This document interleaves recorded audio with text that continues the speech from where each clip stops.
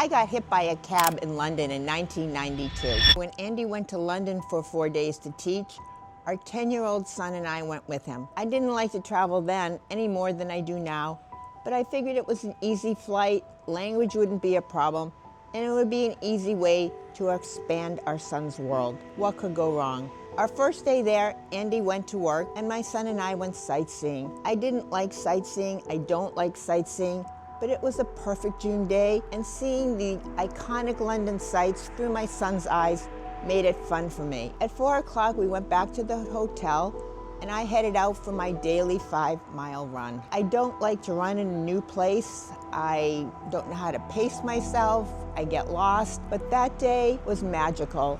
I ran around Buckingham Palace, through Kensington Park. I had 1 straight mile to go back to the hotel. I stopped at a busy rush hour street to cross. The next thing I was conscious of, I was lying on my back, looking up at a pyramid of faces with a London bobby with the fur helmet at the top. A young woman was kneeling beside me and she said, "You've been hit by a cab and ambulance is on the way." I said, "I'm fine," and I felt fine.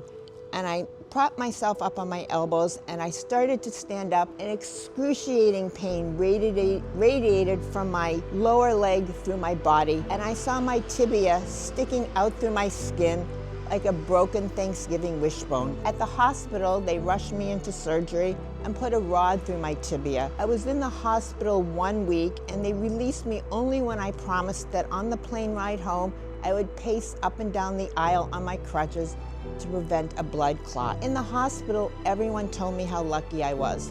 Lucky to be alive, lucky not to have brain damage. And I did feel very lucky. And after that, anyone I knew who went to London was sure to use the underground passageways when they crossed the streets.